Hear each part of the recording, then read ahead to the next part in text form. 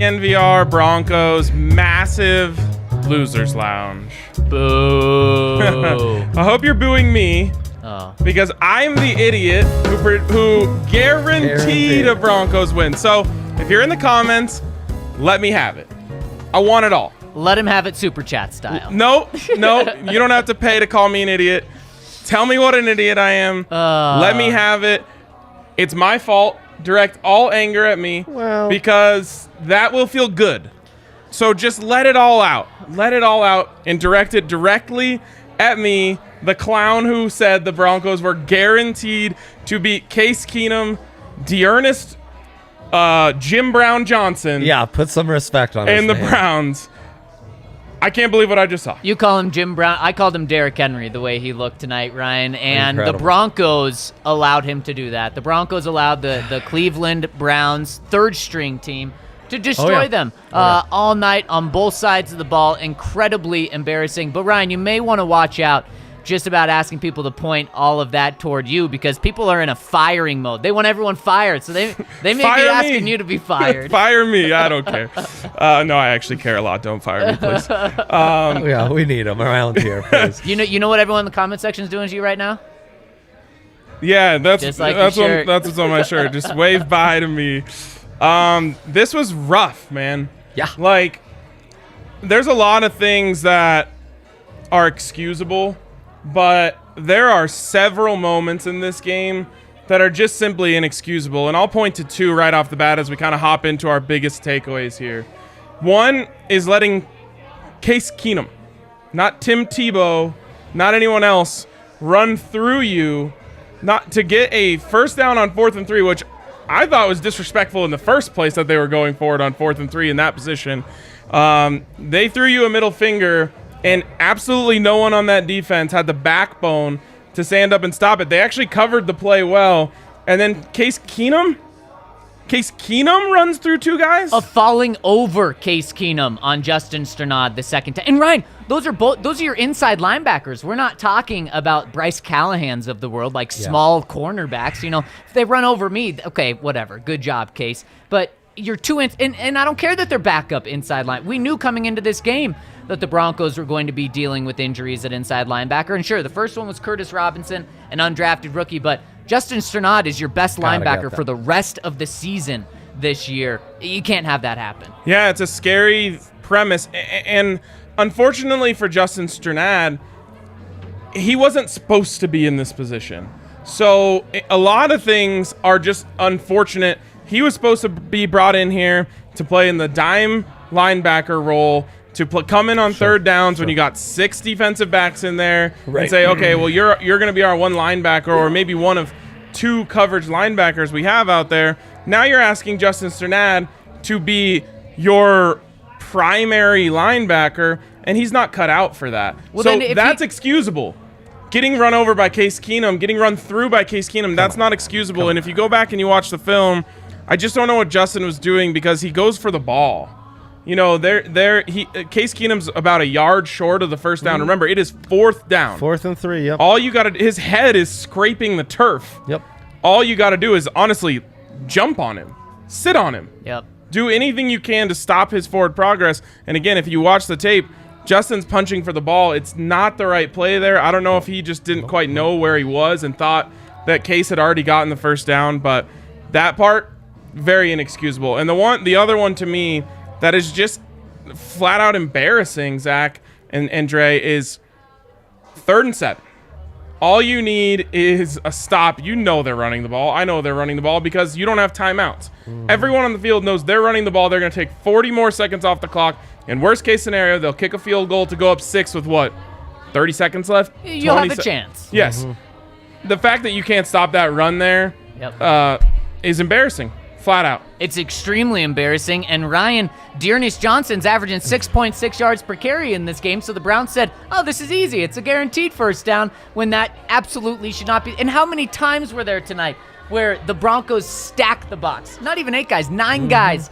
in the box, and Cleveland says, yeah, we don't care. In fact, we're not even going to do a tricky play. We're just going to hand it off to our guy, and he's going to take care of business. In fact, he's going to carry guys. He's going to Javonte Williams, the Broncos defense, on his back for a first down. That happened way too many times tonight. And Ryan, just really quick on the inside linebacker thing, if Strnad can't stop the run, then you got to change it. You got to change it because the run defense. To what? Barrington Wade and Curtis Robinson. I mean, there's no good answers here. The Broncos are depleted at inside linebacker, but the third string running back, guy making his very first start, just ran for 182 yards as a team on you. Yeah. That is so inexcusable and so disappointing for this team, guys. We knew the offense was probably going to struggle, right? I mean, I don't think any of us expected the over to hit in this game. Yeah. And it didn't even come close. In fact, Dre's field goal, 50-yard field goal of 32 points, taking the under on 32 points, hit tonight. Yeah. And the defense didn't step up, and Ryan, you mentioned it, that 3rd and 7, when the defense needed it the most. Because you look, 17 they really needed points, it the most, like 60 yards earlier. No, that's like anytime they needed a stop.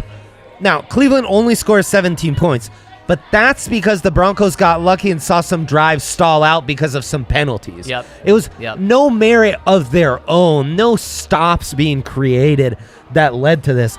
This was a game plan that was written for you. You got to stop the run because Case Keenum's your quarterback. Force Case Keenum to beat you. Didn't happen. All Case Keenum has to do is throw for 194 yards, 199, excuse me. And the Browns just ran all over them. And how about this? Why we focused on the Broncos' defense more than their offense to start the game. In the second half, guys, when your offense finally got some momentum, started to put together, made it a game, the Broncos' defense allowed a touchdown drive, held them to a punt, and then that last drive of the game. The Broncos' defense only had 3 opportunities to stop them, and they only did it once because, I mean, the Browns could have easily got a touchdown on that last drive if they wanted to. Then it's a 24-point game. Then it's not even close. And so the defense just did not do nearly enough. Not even close. Real quick, I want to touch on some positives. They have nothing to do with the Broncos themselves. Shout out to everyone who came down to the DNVR bar tonight. Yes. We had a packed house. It was amazing. We had people asking questions before the game. Yep. One of them over here won the Broncos jersey of his choice, which is awesome. So congrats to him. And it was a great atmosphere down here. The other thing I want to say is if you're watching on Twitter, flip over to YouTube. It's a better quality. It's the best. And if you have it in your heart, hit us with a thumbs up. And then you can comment a thumbs down for me personally in the comment section to get that off of your chest. Well, it wasn't a night for bold proclamations. I know you want to go positive, but you and Vaughn, the bold proclamators. Oh, yeah. Bad days at the office. If you're mad at Vaughn, send it to me as well. I do want to give positive credit to Dearness Johnson because this wasn't just like some scrub running through the Broncos defense. That dude was legit. He did things on that field that, again, the Broncos defense has their own responsibility in all of this. Damn straight. But that wasn't carrying guys. Right. That wasn't just like some guy. Yeah. He looked like a legit NFL running back. That tape is going to make him money. A star was born tonight. Because he put his foot in the ground and it looked like he was out of a rocket once he put his foot in the ground. So congratulations to him. I personally underestimated him greatly, and he deserves a lot of credit. What's so demoralizing here is then you look at the other two guys that they were just like, yeah, you guys can have carries too. John Kelly and Demetric Felton. Each one of them averaged 6.5 yards a carry as well. Yep. It was just a bludgeoning by the Cleveland Browns. And so my question to you, and I'll start with you, Zach, whose head is it? Because now you've lost 4 games in a row. You went from 75% chance to make the playoffs to, I guarantee you, teams that are 3-4 dip well below 40%. Riding 4-game losing streaks, too. So something's got to change, Zach, because this is unacceptable. It should be unacceptable. So who's going? It should be everyone. And what I mean by that is don't stop with the coaches. Anyone you can get value for at the trade deadline, which is 10 days away. This was so, not just this game. These past 4 games have been so disappointing. And you know what? The Broncos, George Paton can't look at this team right now and say we have the pieces to turn this around in a year or so.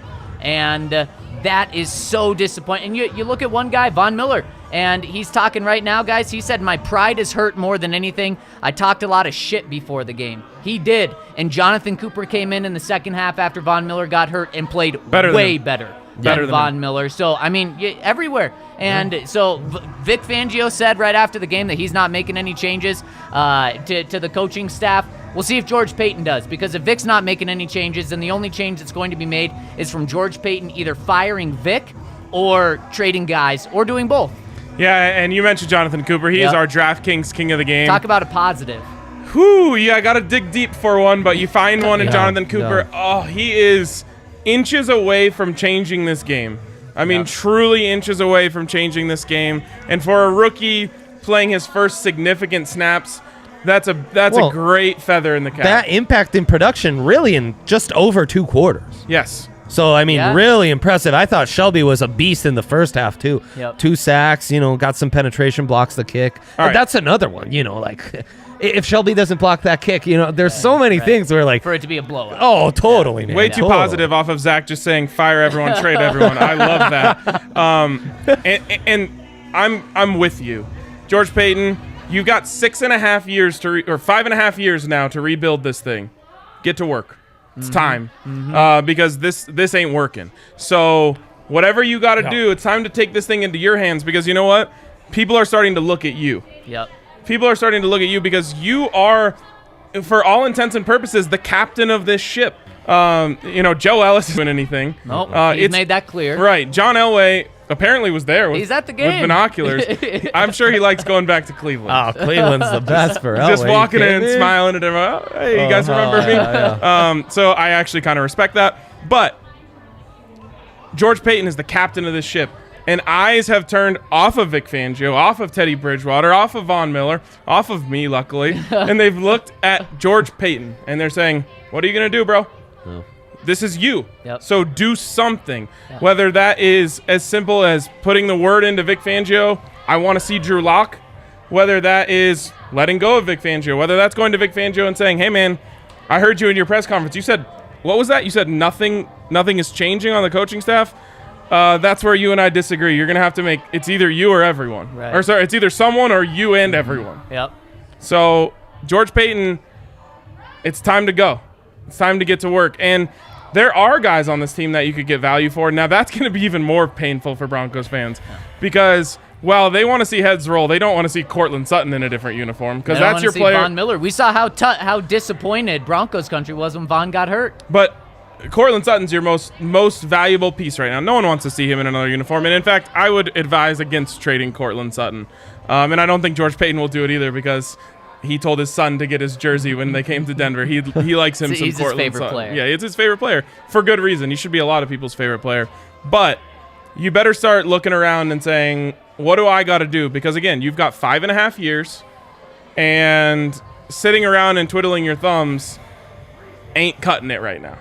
It's not. Dre, who should go? Yeah, now here's the other thing. If we're thinking long term, is this staff actually best in allowing you to lose and sell off assets and build up draft capital by losing more games? I mean, you're not. You can't. You could go 3-14 with old Vic Fangio the way we're trending here.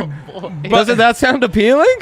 Isn't that better than trading 3 guys, adding those extra 10 spots in the draft? Because there's not Trevor Lawrence. Vic Fangio took care of business, by not taking care of business. But it's more symbolic, I think, because making Mike Munchak the head coach of this team, I don't think is going to change all of a sudden the course of the season. But it will show that you're not going to tolerate. Mediocrity would be a compliment to what we've seen over the last 4 weeks. Yeah, and I agree that there at a certain point we need to stop every offseason saying, oh, hey, they signed the 25th best quarterback in the NFL. This might be the year that they can contend for the playoffs.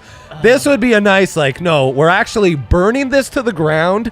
We are not investing in some veteran and selling you on competing for the playoffs at 9-7 next year.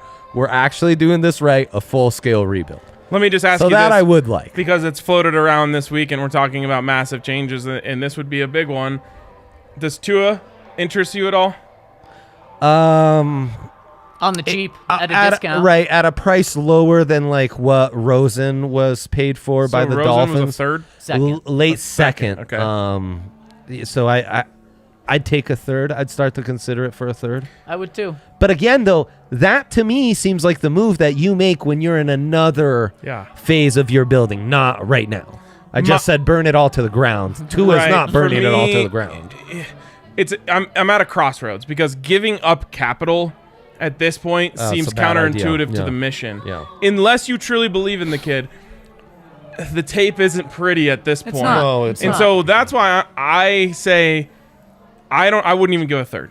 If it's a fourth or lower, now I'm interested. And again, if Miami is really going after Deshaun Watson, which seems like they are. That's a conversation for the Dolphins podcast, I guess. Well, that's a team that's 1-5, should be 0-6, doesn't have their first round pick. Right. So there's a different boy. smell of desperation in that building than there is. Yeah, but there'll be Broncos country. a smell of something worse. If Yeah, you bring damn in, straight. Deshaun Watson. But if you're doing that, Damn right. you are completely pulling the plug on Tua. Yep. So you'll take what you can get. And it's obvious. Everyone knows. So it's cheap. And the only reason why I would say, hey, if the price is really, really cheap, do it, is because I am of the camp of do literally anything and everything you can to get this quarterback position right, especially without giving up massive assets. Because if you're giving up a 4th round pick for Tua, then you're just saying like, okay, let's roll the dice. We'll give him whatever they have left, 10 games or probably like 8 to be fair. Yeah. We'll give him 8 games to see if he can flash. If not, then just go right back and start trying again. Go after Aaron Rodgers. Do what you got to do. You know what gives me a lot of pause is this draft class. You know, each week I come on here saying I think I'll like one of these quarterbacks at some point. And then one of them gets benched. Yeah, it still hasn't happened. Yeah. So we'll see what George Payton does, because just to clarify, Zach, what was Vic Fangio's quote about the coaches after the game? He was asked, are you going to change anything with the coaching staff? And he said, or are you going to consider changes with the coaching staff? And he said no. How do you defend that? Did he give any sort of One-word answer. Done. Needed a follow-up there. But And then I believe he was asked a follow-up maybe later. Are you going to change the way the offense is called or anything within the offensive play calling? And he also said no. And speaking of baffling quotes, this one just came out from Shelby Harris, and he said, "We still don't need to worry about this defense." What? Excuse me? It seems like there's a lot of people in that building still living in the 3-0 bubble they were in. That's a great point. A 3-0 bubble back in 2015, thinking that you can win with good defense. they don't have good defense. No, exactly. the Yes. defense is atrocious. Dearness Johnson just tore them up. Yeah. And Case Keenum. unfortunately for Vic Fangio and that defensive staff, they're in a bad position with those linebackers. Again, I think Justin Strnad is an intriguing young player at the right position, but he's not playing the right position, and whoever the hell else you're rotating in there doesn't know what they're doing. I didn't see a linebacker meet the running back at the point of attack one time tonight and actually finish the play. So they're in big trouble there, and For the long haul. The outside linebacker for the entire rest of the season. So maybe we should be talking about trading for an inside linebacker. But again, it's like a lost cause at this point. If you had won any of these last 4 games, I could sit here and say they're 4-3. Yes, they built themselves that much of a cushion, Ryan. The cushion is gone. The whoopee cushion is. I guess it's still just exploding on the Broncos. Yeah. Everyone's Also, laughing at them now. If you're a run-stopping linebacker short of being able to contend, chop, chop, George Payton. Like, let's get going. Those guys can be found. Alexander Johnson was found as a street free agent. Well, I watched the Broncos. Let's get to work. Pick up Corey Nelson on like a Monday before the start of the season and play him in the first game of the year against the Raiders. So I'm not saying he's the answer, but I would have Brandon Marshall, Todd Davis, there's a couple of them. Shouldn't Vic have gone to George Payton this week and just said like, yo, give me anyone? Like I mentioned on the show, Todd Davis.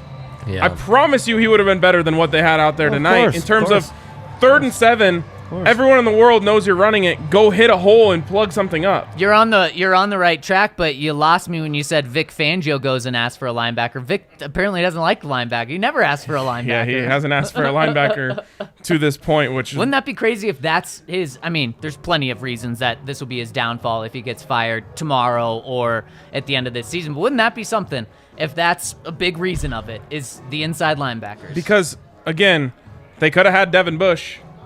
You know, there's been opportunities along the road. Free agency, who was the one that signed with, was it the Giants? C.J. Mosley? Yep, C.J. Mosley with was the there. Jets, yeah. Several options have come across the wire. You betcha. The Broncos have passed on. And to be fair, Alexander Johnson and Josie Jewell was going to be a good combo this year.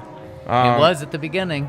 And now you're still, down. though, but you never built depth at that position. Right. And they seem like they're, yes, the linebacker injuries have been atrocious, but less injured than in other years. And yet this, to me, is the worst Vic Fangio defense we've seen yet. Yeah, well, and it's not just the inside linebackers that are responsible for the run. No, you bet. What about the defensive line? I mean, the guy that just said the defense isn't bad, it's Shelby Harris. Great first half. He had a good first half. Still wasn't filling the gaps in the running game. Draymond Jones, what happened to him? He was talking about a 10-sack season entering this year. He hasn't got it done in the pass rush department, obviously. But in the run game, not either. And Deshaun Williams, Mike Purcell, these guys just got crushed. Crushed today. Yeah, again. And their ability to hold the edge against the run was really exposed. I mean, there were times where, like, Malik Reed's just getting, like, mowed down outside. Yeah, but again, there were several times where they were in there. They had the play made, and Dearness Johnson pulled a rabbit out of a hat and ended up with like 7 yards. Kareem Jackson was missing tackles on him. Again, you have to give a little bit of credit to him. Oh, absolutely. But that's great teams and great coaching. You know, we all grew up on Mike Shanahan, and every year someone like Dearness Johnson come out of nowhere in that same damn scheme and be like, dude, Mike Anderson's amazing. Olandis Scary's my favorite. Like Reuben Jones. Dude. Would you guys be shocked if, I don't know, let's say the Baltimore Ravens traded a 3rd or 4th round pick for Dearness Johnson before the trade deadline this year? That might be trade. low. Yeah. I'm telling you, the dude. That's something that could happen. No. He looked for real tonight. His draft year, he starts to get some buzz at the start of draft season. Then he runs a 4.8. Boom, dead. He didn't look slow today. No, he didn't look like a 4.8. 4.8 would have been a nice yards per carry average. Yeah, no kidding. Broncos might have had a chance. Kidding. Oh my goodness. So, okay, we have a lot of super chats to get to. We also have some other things to get to. If you're sitting there at home right now saying, my God, I need a drink, might I recommend a beer from our friends over at Breckenridge Brewery? The best. They are the best. They supplied I would say, hundreds of people who came through the bar tonight to have a good time with some great beers. Each and every one of their beers, I've never had one that I didn't like. So shout out to Breckenridge Brewery. We appreciate them. They also hooked up everyone with all the awesome swag tonight. Yeah. Dre modeling it very nicely. Yep. We appreciate him for still being willing to have that on after that performance, and anyone else who's still proud to rep their Broncos gear tonight. Truly, man. So anyways, shout out to Breckenridge Brewery. They're damn good beers. Yeah, and Great people. Speaking of damn good, if you want to work at a damn good company, let's say you're unemployed, and after this Broncos loss, boy, I might be. Vic Fangio and some other Broncos might be. They can work at Ball because they are hiring at their 400-person production plant here in Golden, and they're a great place to work. Shout out to Aunt Julie, works there, loves it. And guys, they're Aunt really Julie. An inclusive company. So some hoots for Aunt Julie, love her. And if you want to work alongside her at Ball, make sure to go to jobs.ball.com and search for Golden, or you can text Golden, Golden, to 77222 to find out more information, or just go and apply right away at jobs.ball.com. It's a great place to work, and you'll have a good impact, and you'll get to live in Denver or Golden. So make sure to check them out, jobs.ball.com. And if you feel dirty after this game, you just feel like, man, I really need to clean myself up, might I recommend our friends at Manscaped? I feel like I need to clean myself up after this game. Just, Does feel change like whatever it. you can. after Crying that. in the shower, Yeah, shaving just your head with the shave my head, shave my lawnmower, eyebrows. yeah. The lawnmower 4.0, at least I'll know that I won't cut myself while I'm doing it That's because right. they have that skin-safe technology. Yeah, yeah. And they've got so much more. If you get the Perfect Package 4.0, you'll get all of their different serums and liquids and everything that you can to be feeling fresh. Hopefully, something you could do when you wake up tomorrow. I don't think anyone's feeling fresh tonight. No. But hit up our friends at Manscaped and use that code DNVR for 20% off plus free shipping. And just a huge shout out to everyone else that came out tonight. Yes. Such Oh, an yeah. awesome. I mean, at least that's, like you said, the biggest positive. We had Alaska Preston in the building. There he is. Behind the light, I couldn't see him. Had an OG shirt, Yeah. wanted us to sign. That Yeah. type of stuff is what so cool. what makes our night. So Yeah, that's right. really appreciate everyone coming out and saying hi. Never hesitate to come to our little corner booth and say what up to me. I'm always down to talk Broncos with you. And hopefully you guys will keep coming just because it's fun to come here. And hopefully you'll still be here, Ryan. Just kidding. Just kidding. I certainly hope so. All right. Should we go blame game for tonight's loss before we get to the super chats? How many super chats do we have, Kale? 13. We have 13 super chats. That sounds like a great third segment. So, Yeah. Stick That's a with problem. us. Hopefully you don't have to go to bed if you left a super chat. If you do, then let us know and You we'll can get. watch YouTube tomorrow, too. That's yeah, true. I mean, we are. Yeah, you can rewatch. The fact this. that if Dre hasn't gone to bed, then you don't need I'm to up. yet either. I mean, in fairness, I stay up, but I'm working and not this kind of light. That is true. When I the text light you, work you when I guys text do. you my betting record at midnight, you usually respond. Oh yeah, I'm dialed. No All right. doubt. So let's go. It's the blame game. A little blame game. We've talked a lot of big picture. Yep. Who is Oh God, this graphic. still looks like I'm punishing myself with nipple clamps. I don't know how we can really change does. that. Didn't we say that was a punishment if the Broncos didn't win?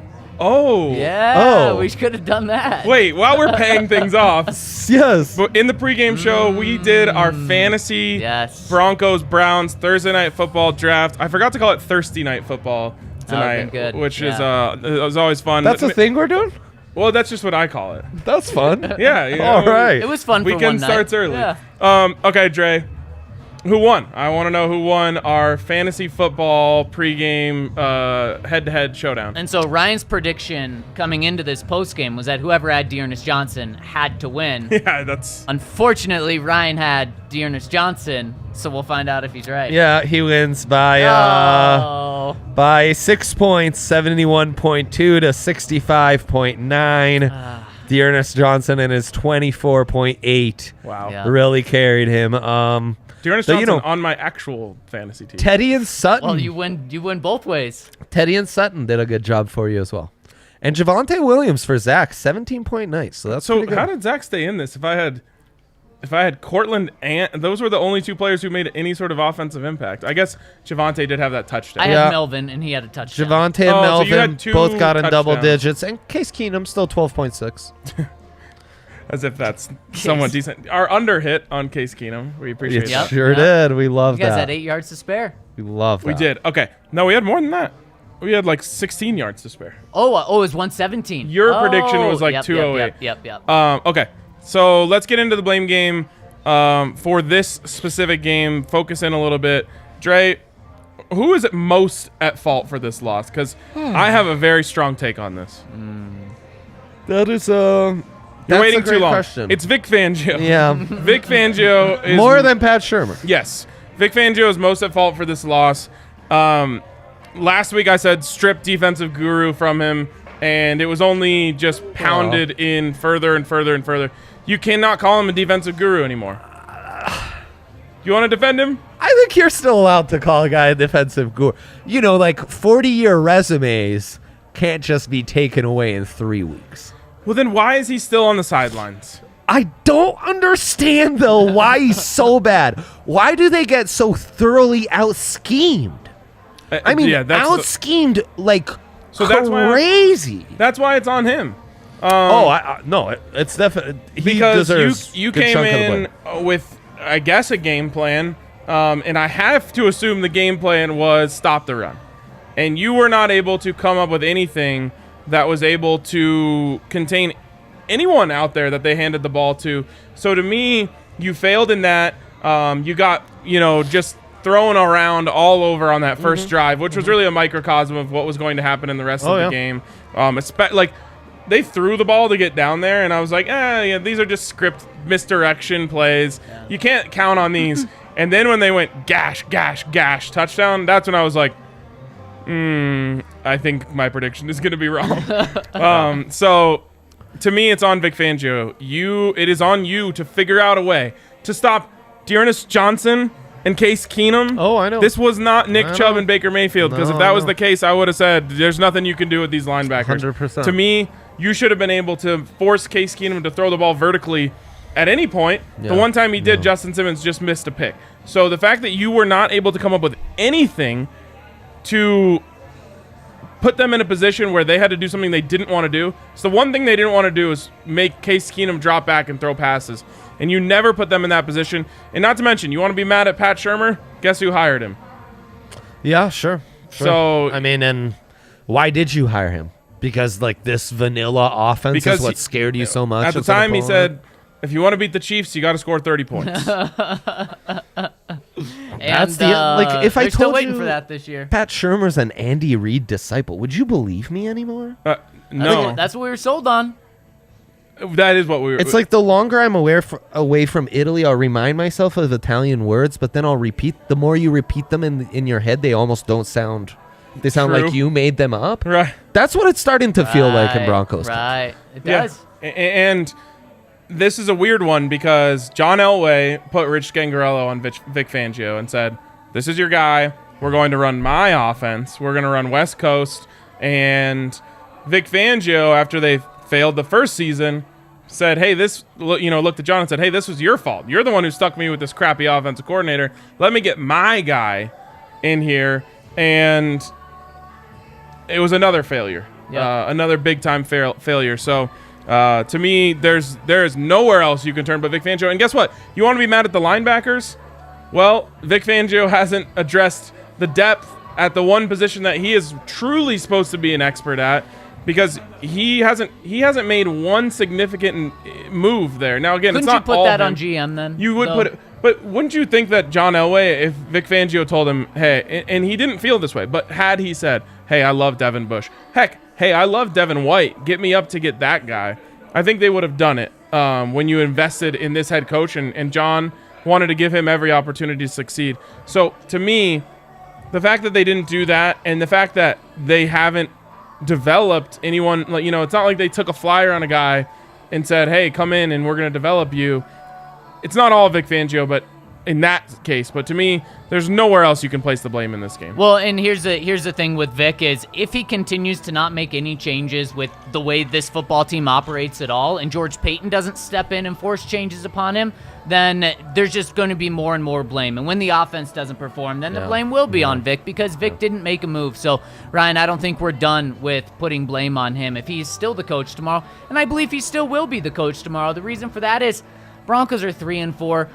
And certainly not trending in the right direction, trending in the wrong direction. It's much worse than 3-4 because of a 4-game losing streak. Those stupid 3 wins really do complicate things. But George Payton's given Vic everything, given him everything he needed, all the benefits of the doubt. So at 3-4, is he really going to make a change? I think that change would, if it's going to be Vic, would come more so at the bye week. So any changes are going to be on Vic's plate, and Vic's not doing that right now. Ryan, a blame that I have to go is the same side of the ball, and I got to go with Von Miller. He put it all out there. I mean, he said after the game, he talked a lot of shit entering this game. He did, and he just did not live up to it at all. And it's not like he didn't have the opportunities. Case Keenum dropped back 21 times in the first half to pass.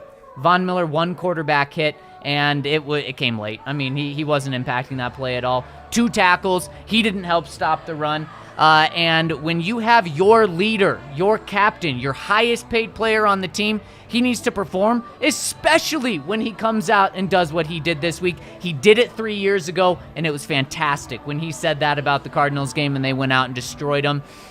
You wonder how much Von has lost himself, how much he's lost the team around him by coming out and doing this, and that's the risk that you do when you come out and say something. He said he was going to have a couple of sacks. I'll give him a break because he missed half. 1 sack, didn't even get close. So this week on the show, we talked about this, and I said, man, it would be a bit symbolic if Vaughn can't even follow through on his guarantees anymore. And that's what we saw tonight. Now, again, he gets hurt. Maybe, if he's out there on that last drive, he makes the big run stuff in the backfield. That Jonathan Cooper is right there on a lot of them. Right. Vaughn probably closes at least one of those sacks. You could make that case. But the fact that Jonathan Cooper came in and just flat out played better than him. 2 plays in, he was making plays. Yeah, that makes it hard for me to say, oh, well, Vaughn, was dealt a bad hand by getting hurt. By the way, thankfully, it sounds like he's okay. Yep. Sprained ankle, but it's nothing serious. And they said the report from Jeremy Fowler was they're only holding him out because of precaution, which I just thought, like, okay, so you're just punting on this one then. Right. Because, what are we doing here? Hold him out for the rest of the season for precaution, or send him somewhere else for precaution. Maybe this is too dramatic, but when he was walking off the field, and he was obviously going slow because of his ankle, just the face he was making just seemed like he may realize that he's done. Whether that's with the Broncos, whether that's, he's done tonight because of how disappointing his game was before. He looked completely wiped. It sucks. It's really sad. It does. That's an all-time Broncos legend, and I think, it's only fitting to finish this part of that with saying that, he's an all-time Broncos legend, a Super Bowl MVP. He will be remembered forever, and one day he'll have his Ring of Fame ceremony, he'll have a Hall of Fame ceremony, he'll have a gold jacket, and his jersey will always be fashionable inside the walls of that stadium. But I think that this was a bit of a symbolic moment tonight of the Von Miller era has essentially come to an end. Yeah, it's kind of tying a bow on that 6-year contract. And, there was talk of Vaughn being a franchise player and all that. Never quite worked out with that mega contract for him, to be that rare defensive franchise player that can kind of lead you to still win and continue that formula they had in Super Bowl 50. And the sideline reporter, I believe it was Christina Pink, said she talked to Vaughn before the game. He said, I'm the highest paid player on the team. I'm the best player on the team. Yeah. This is on me. And the truth is, that has been the case for this entire downtrodden era of Broncos football. Is Vaughn's been the highest paid player. Vaughn has been supposed to be the best player. And that one bit John Elway. And what's funny about it is John Elway knew deep in his soul that giving Vaughn all that money wasn't a great idea. Now, there was no world in which you could get away with not re-signing the Super Bowl MVP right after he wins Super Bowl MVP. But there's a reason why that contract negotiation was so ugly, and it's because in his heart, John Elway knew this is going to mess up team construction from here on out. Yeah. And it did. Well, and then it made him double down on defense. That was their only choice. And clearly just hasn't worked. You can't win with defense. You can't have long, sustained success with defense. And if the Broncos continue to go down this route, quarterback is going to be the biggest talk again next offseason. Yeah, and then I guess the last one I want to put out there is just the defense as a whole. Now, again, to me, this does fall back on Vic Fangio. I just don't see a team that is playing with passion, playing with excitement, playing with grit. Who is firing them up? Where are they? Where are they celebrating, patting each other on the back, rallying together? I don't see it. And again, because they're not making big plays. Right. They never make big plays. They never get sacks. They never get turnovers. They're not dynamic. The front seven's not special. The back seven's not special. They don't fly to the ball. I was going to say that the most disappointing part of that is they're the highest paid defense in the NFL this year. Yeah. Nearly $100 million into this defense, so they absolutely should be. Slap the blame game on that price tag, because that's stupid. The plays were out there to be made too. It's Ronald Darby having a chance to break up that pass to Jarvis Landry, on the quick little slants out of play action. You just need someone to make one play. Again, you need to win once in a while in one-on-one. Your guys have to win too. Yep, and the only guy, once again, out there looking like he put the clamps on was Pat Surtain. So at least there's that. There's Javonte Williams. There's Jonathan Cooper. There are pieces that look exciting for young guys. Even Cortland Sutton is still a young guy. But you can't have Pat Surtain, who is, I think, the lowest paid player in the highest paid secondary, being the best player in that secondary. Yeah, exactly. And Ryan, for a third time in 4 weeks, our king of the game is pretty much an undrafted guy. Jonathan Cooper, a 7th-round guy. What was it? We had Malik Reed. We had Kendall Hinton. Kendall Hinton could have been up there. He had a couple good first down grabs today. 2 first downs on 2 plays. It felt like a dream. Back-to-back plays, too. And I mean, that's what we're talking about. That's where the production's coming. It's not coming from your highest-paid guys. Ronald Darby, again, they're able to find success against him, and you're tied to him for 2 more years, 1 more year guaranteed. Guys, I don't want to take us lower than where we already are, but I'm looking at the schedule right now. And the way that this team defends the run, I just don't know what's going to happen. I'm having trouble. Like, I'm looking at Detroit and saying, like, okay, you should get that one. Yeah. But like Washington, Antonio Gibson, Dallas, Ezekiel Elliott, and of course the rest of that offense, which is really good. Yeah. Philadelphia has, they can, if you can't stop zone read. Luckily, they won't give it to Miles Sanders, but yeah, Miles Sanders They is having probably himself will a if year. the Broncos can't stop the run. And then, of course, Los Angeles, Kansas City, Cincinnati, the Raiders again, Los Angeles, Kansas City. Unfortunately, I didn't say this. I don't think I said this on the pod. The Broncos dropped their easiest AFC West game this past week against the Raiders. So it's only going uphill from there. And this is just, it's so sad. It makes you laugh a little bit. But I saw this on Twitter a couple of times. I don't remember from who. But last week, the Broncos lost to a team without a coach. Today, they lost to a team without a quarterback. Oh. Next week, they have an opportunity to lose a game to a team without a name.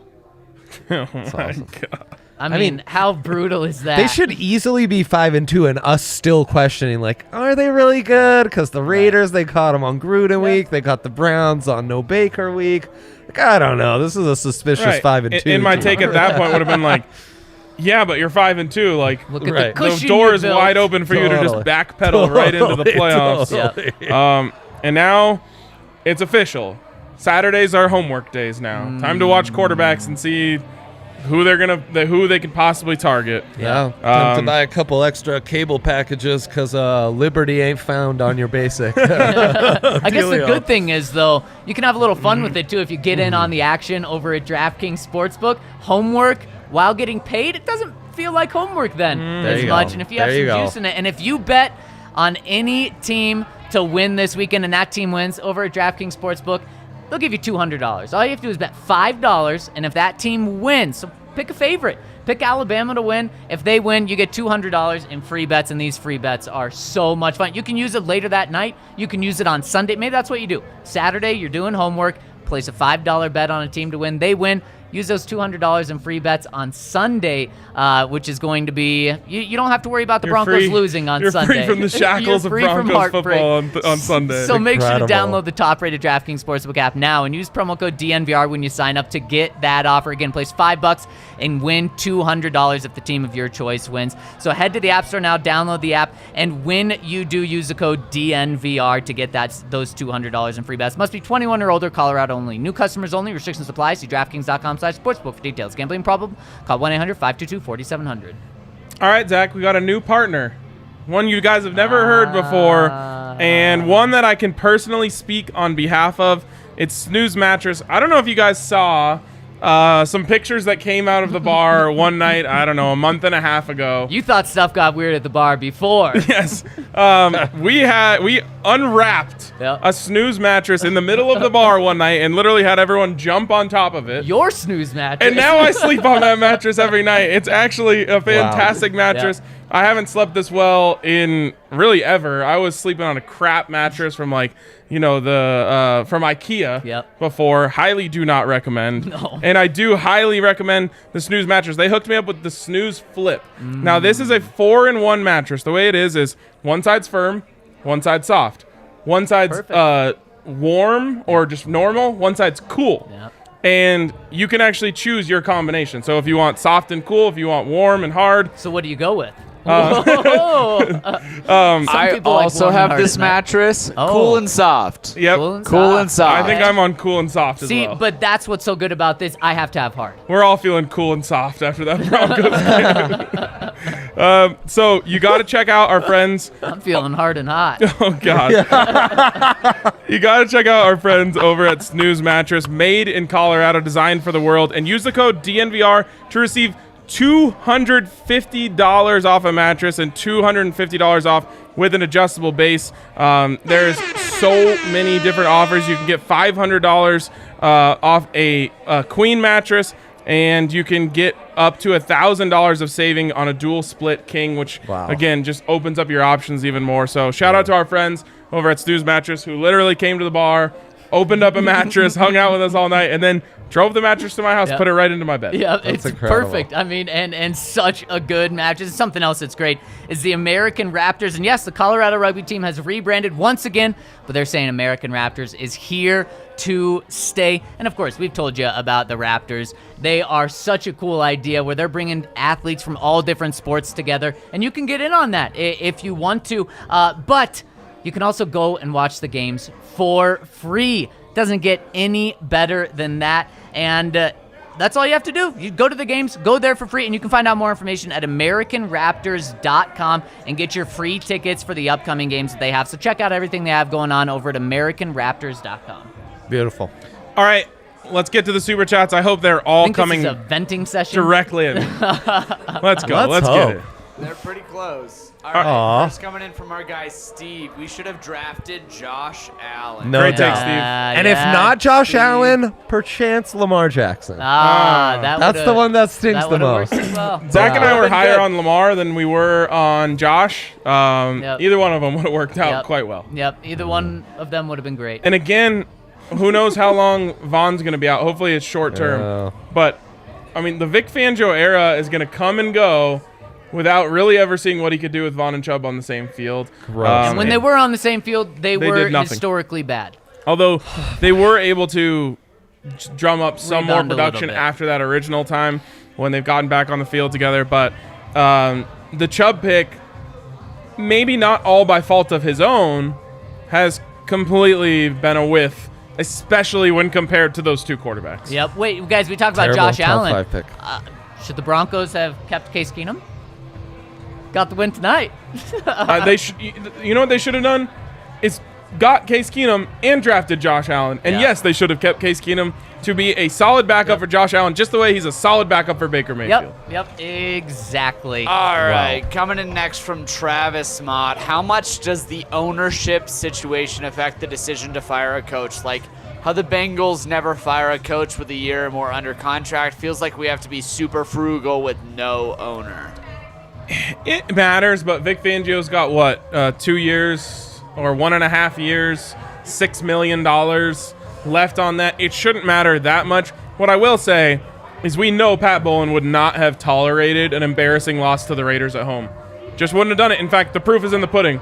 Wade Phillips, embarrassed by the Raiders at home, fired the next morning. Or 4 days later, if Pat wanted to just see if he needed, one more game, then certainly this wouldn't have stood. Right. So and that's Peyton's where I think new at the job. This is his first season. They're 3-4. Like pressure's on now, though. And something I was told right when he was hired, which has been truth this whole time, is George Payton's just going to take a step back this season, see how things unfold, and then make his decisions. Yeah. They didn't draft a quarterback in the first round. They didn't make any huge splashes in free agency in terms of big-time contracts. So if he takes that similar approach, Broncos fans are going to get very upset because it's just good. They're going to let Vic ride it out until it gets really bad. And people think it's really bad now, but George Payton could say it's only 3-4. I saw Arnie Stapleton from the AP today. 3-4 could be 3-14. Could be.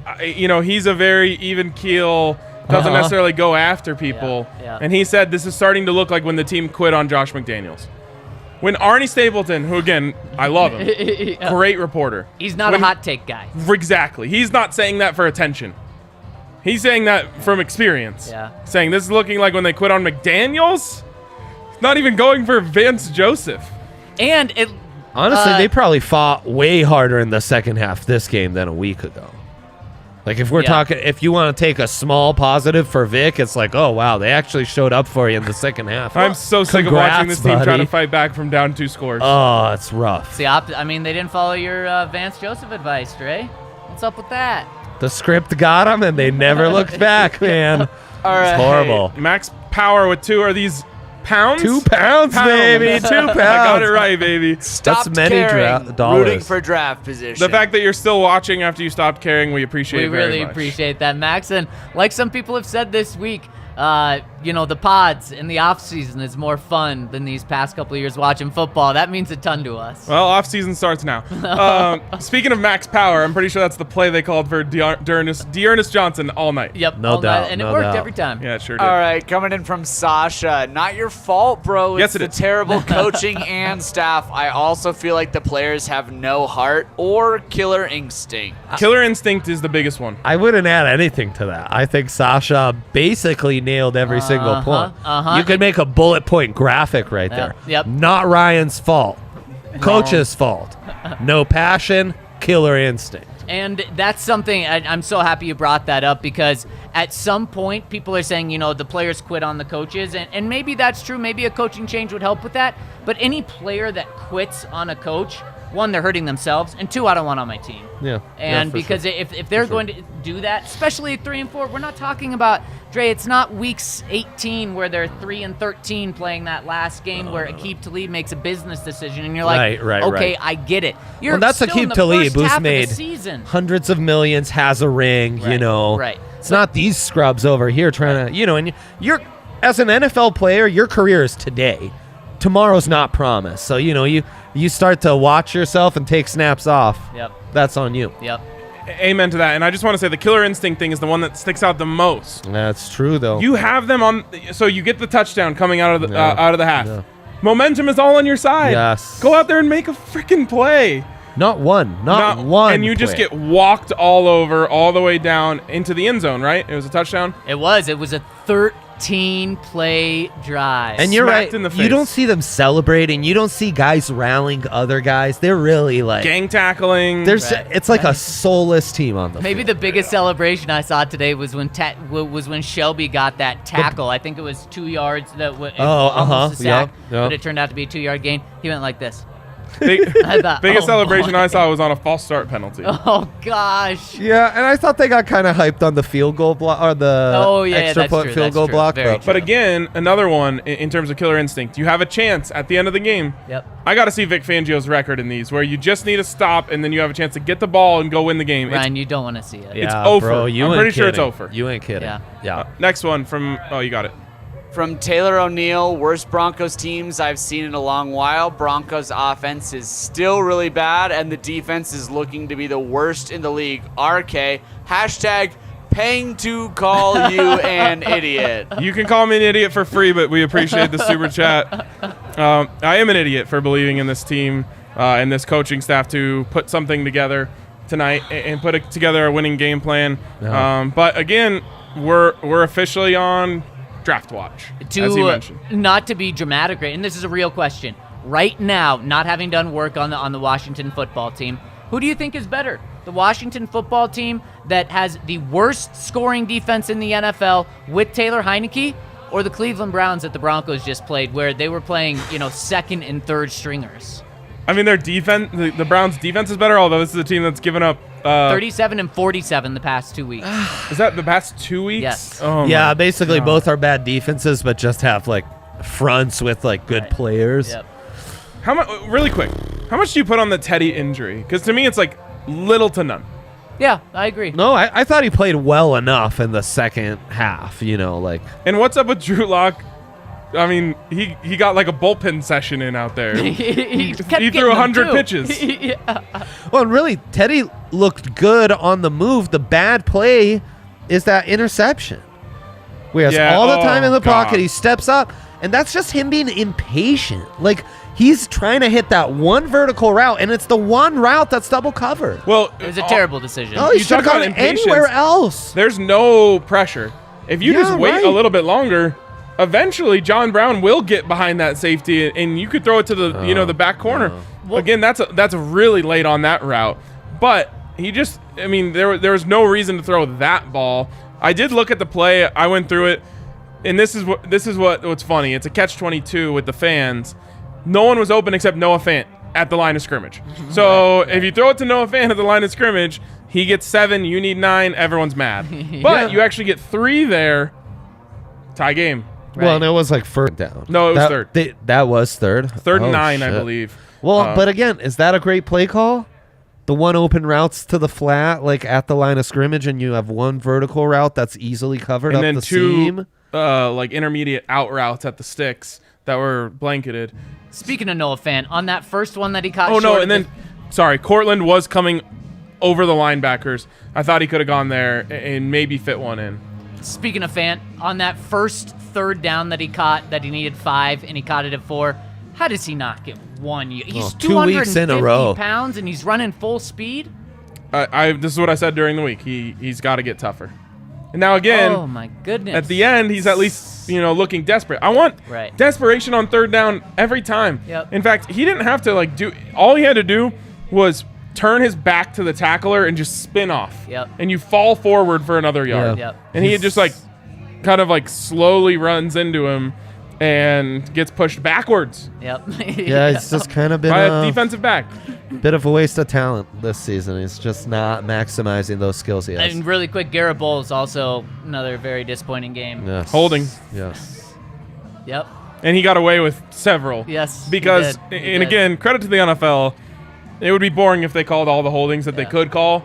But especially on Myles egregious Garrett, ones. I like to call it the LeBron effect. Yeah. Vaughn used to get it too. If you call every foul on LeBron when he drives to the Sure, hole, he'd be sure, at the line the whole game. Yeah. If you called every holding on Myles Garrett tonight, Oh, yeah. the Broncos would have been going. It's prime They would've had Shaq. negative yards You'd on every send them to the free throw line 50 times a game. We can't be doing that. Right, it's not a good product. And again, No. it used to happen to Vaughn too. Yep. He still probably doesn't get the whistle sure. he should. Yep. For sure. But Myles Garrett, I mean, he should be sending letters because he's getting just mauled on every play by just grabbing hands. Yep. All right, next one, Kale.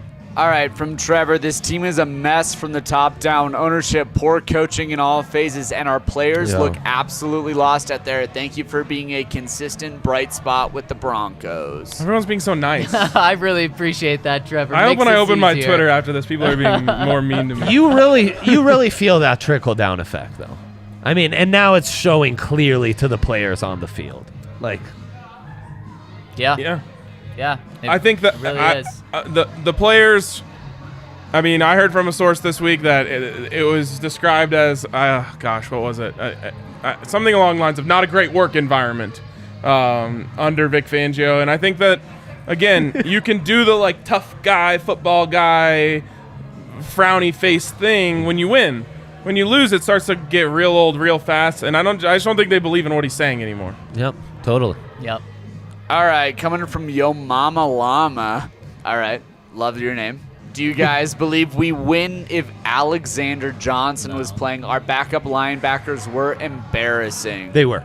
Yeah, they can't run fit. They were, but I don't still. think so. It's so I don't hard think to the Broncos say. were a linebacker or two away. It's really hard for me to say because it feels like they got pushed around so much that's silly to say one player would make that much of a difference. But it really was the linebackers who were getting pushed around so much. So you could make the case that, okay, Alexander Johnson makes a 3-4 run stuffs. I mean, how many times did they run the ball? They ran the ball 22 alone. 33 times. They ran the ball 33 times. Is it fair to say Alexander Johnson could have made 4 run stuffs in 33 attempts? As a team, I remember one run stuff the entire game. It's that Shelby tackle around 2 yards of the line And of that's what he's scrimmage. best at. I think there's a chance you could have gotten them in 3, 4, 3rd and 8s. And that changes this game dramatically, but I'm not going to say they win without They got Alexander out Johnson. schemed so thoroughly. I still think the result's the same. Let's look at this really quick. In the past 4 games, including tonight, so they're 4-game losing streaks. The best they've done against the run is they held the Raiders to 86 rushing yards. They gave up 340 passing yards. So Right.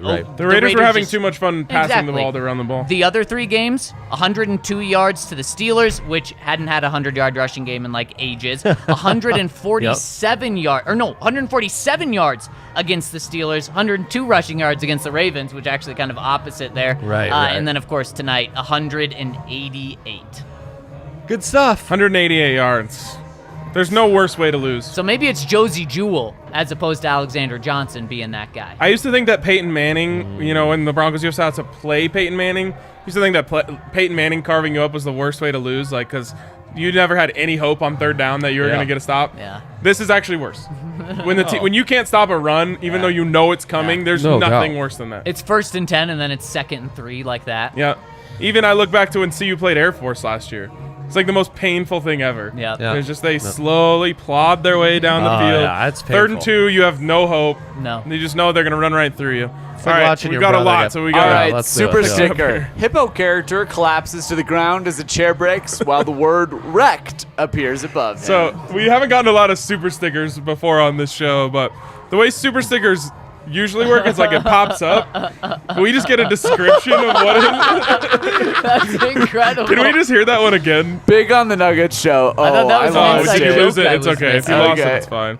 All right, coming that in was next. There's not even angry at this point. It's apathy. I just need a hug. Worst thing. Just keep that apathy away from us and still roll with us. Hey, yeah, hopefully. Yeah. That's all we can hope. Yeah. Well, boys. Joe Ellis, I realize that he's already said he's retiring. I mean, he's basically like, I'm done, I'm out.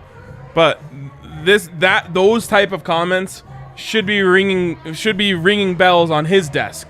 Yeah, for And- You gotta do something. You are the president of the team. You cannot afford apathy. And here's where maybe George Payton steps in and says this isn't okay. His expectation for the team this year was to be competing in November and December. It's the middle of How long until November? it's October it's right late now. October. It They ain't don't happening. really seem to be competing anymore. No. Yeah, from DTL. All right. Well, boys, 4-13. Here we come. Should be close to a top 5 pick.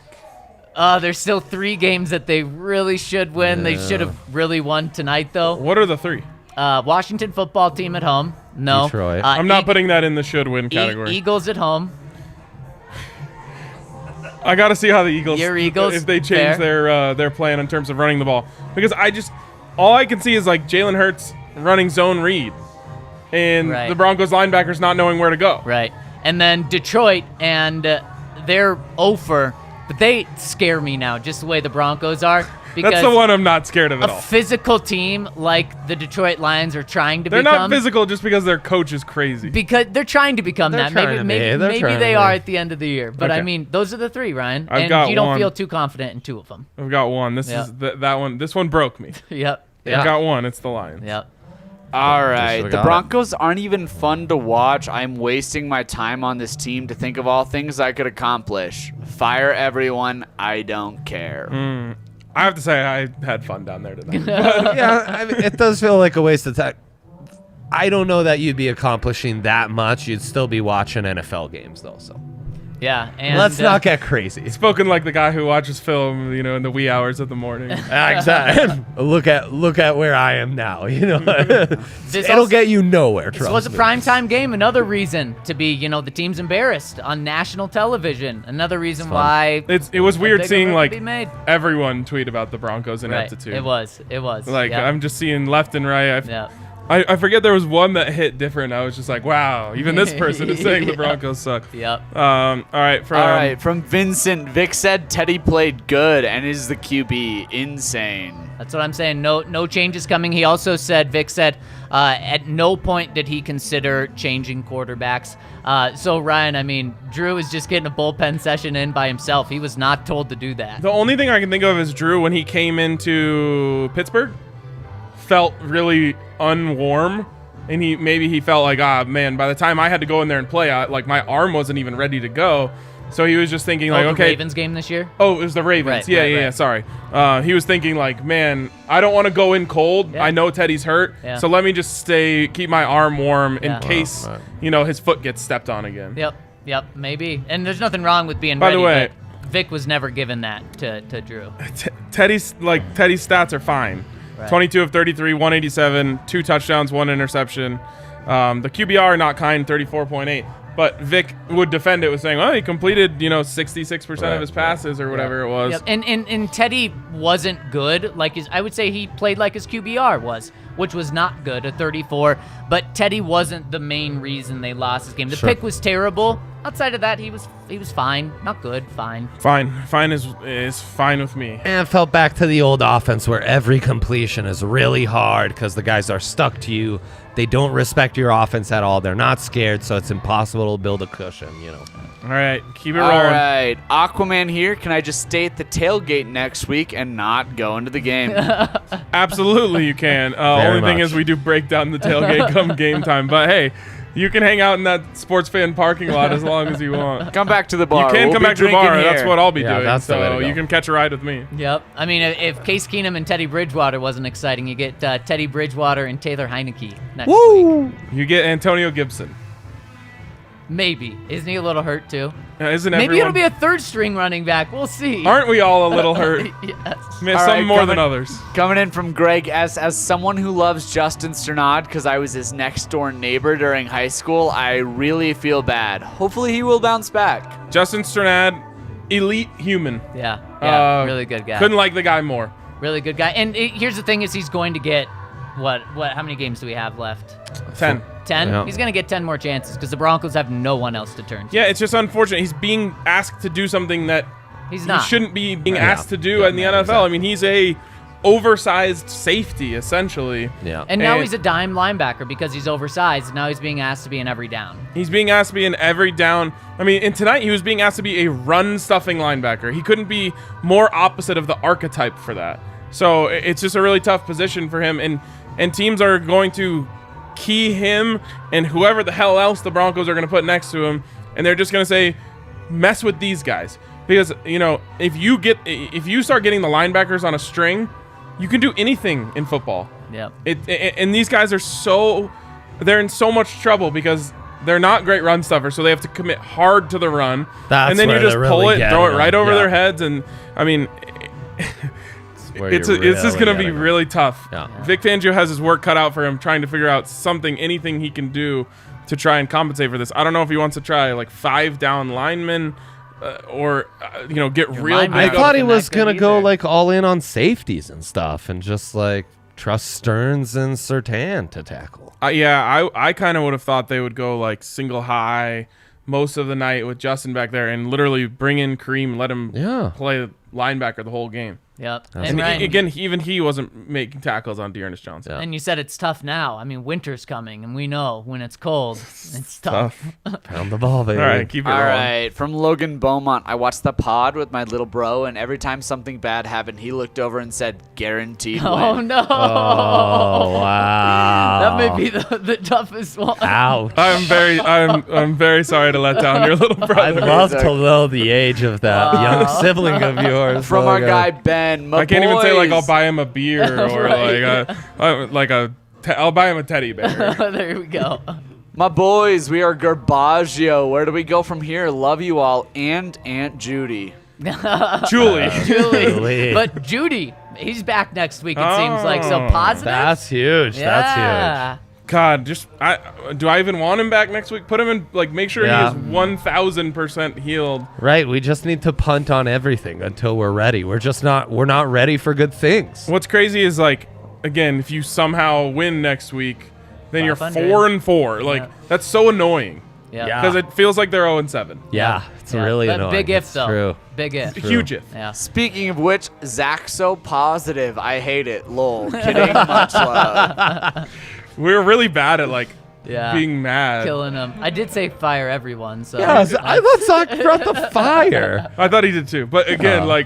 we can't not smile and laugh. Yeah. That's just who we Yeah. are. Well, Yeah. right. Yeah. We're not gonna be just. All right, Pissed coming in off the from whole our show. guy, Alaska I really wanted to Preston. scream into the microphone tonight. Hey. Up here. Hey, Love what's it. up? Broncos fandom is pain. That is all. Yeah. Shout out to Alaska Nicely Preston. done. Big Even shout though, as confirmed, Colorado tap water better than Alaska tap Yeah. water. Tonight officially started Broncos hate watching season from Andrew McDonald. Oh well, I thought last week's second half was the start for me. So The late arriver. yeah, really. All right, 2 more to go. Coming in from DTL, another one. King of the game should be either Sortan or Cooper. It was Boom. Cooper. Boom. There you Did it. go. Yeah, There's the we hit it DraftKings for ya. king of the game. Shout out Jonathan Cooper. I think Surtain had a great case. Yeah. Unfortunately, the last thing you remember from him is missing Yeah. another one of the long list of Yeah. people who missed the tackle on Yeah. Dearness Johnson. Yeah. A big one. I think it was 2nd and 10. Yeah. He ends up getting 9 on the play. Yeah. Tough, but that's not, everything else from Pat Surtain tonight was, honestly, I would go as far as saying elite. I mean, he's Yeah, a shutdown great game. corner right Great game. now. Yeah. Yep, he sure is. And Special. it took him 6 games to get there. I mean, he was honestly playing like this the past couple of weeks, too. The question is Is that better than having Justin Fields or Mac Jones? No. Unfortunately. Does Mac Jones win this game if he's the quarterback? I know your answer. Of course. No, I don't know, but It's hard to win a game when you can't stop the run. that's true. It's hard Very to true. win a game in this context where everyone is not playing their best. Yep. And good vibes to end on coming in from Samwise the Bull. Dark times, but good news. I'm from Tacoma and I'm making the trip to Denver tomorrow to see family, making a pilgrimage to the DNVR bar. Nice, First time. Sam. Love you guys. Love it. Amen to that. Love you coming through. A lot of people making their first trips out here, and we appreciate all of them. Yes, everyone. So thank you guys for hanging with us. Thank you guys for coming down to the DNVR bar. I am deeply sorry and embarrassed that I thought this team was going to win the game tonight. My snooze mattress is going to be doing a lot of work to get me to sleep tonight. I'll tell you that. Okay. Oh. Wow, our guy, Mike buzzer Trout. beater. What do we got? Wish I could be as incompetent in my job and be able to keep it. I just want to be average SOS. Finally, someone comes after me. Oh, is he talking about Vic? Okay. Yeah, he's talking about all the Broncos. But yeah, this would be a really crappy stream if we held ourselves to those standards. What's that? The Bronco standards? Oh, yes. I really Hopefully- feel like Kale most of all. If Kale's standards were Vic Fangio level, we'd be in real trouble. A lot of your super chats would not have been read tonight. Kale's at like McVay level at least. Oh, dude. Belichick maybe like over Andy here. Reid Yeah. level. Hell yeah. Thank you for Oh, the yeah. kind words. Yes. Again, thank you guys for hanging with us. We suffer together. Yes, We We we do. suffer together. And I guess we'll finish on this note. I'm with you, Zach. Fire everyone. Yep. This was a failed experiment. John Elway said, again, I'm doubling down on defense. Again, I'm doubling down on defense. And now you're left without an offense or a defense. Yep. And that is a big, big problem. So But you hey, gotta at start least from their scratch. special teams are horrible. And I really hope that George Payton has it in him to be creative in this next hire. Do not go down this road again of trying to double down on this defense, even though you are still very invested in it. Someone's got to get creative out here. Someone's got to do something. It's on George Payton to turn this ship around. He is the captain. Yep, he is. And if a move is going to happen, it will likely be in the next 12 hours. So if you're going to snooze, make sure it's not too long. Make sure it's not too long. And if you want to have great smiles, head over to Green Mountain Dental Group. It's the only way to really smile these days. Yes. We love them. They're a family-owned dentistry right outside of the downtown Denver in the metro area, just over in Lakewood. And if you schedule a cleaning, x-ray, and exam, they'll hook you up with a free Sonicare toothbrush so you can get your teeth nice and shiny before you try to sleep tonight on your snooze mattress or otherwise. But we appreciate you guys so much for tuning in. Again, I'm sorry, I blew it. And so did they. We all blew it tonight. Yeah, but again, shout out to everyone who came down to the DNVR bar and hung out, especially to our live audience up here, Absolutely. sticking with us till 11 p.m. Appreciate you guys, and we'll catch you next week on the DNVR Broncos podcast.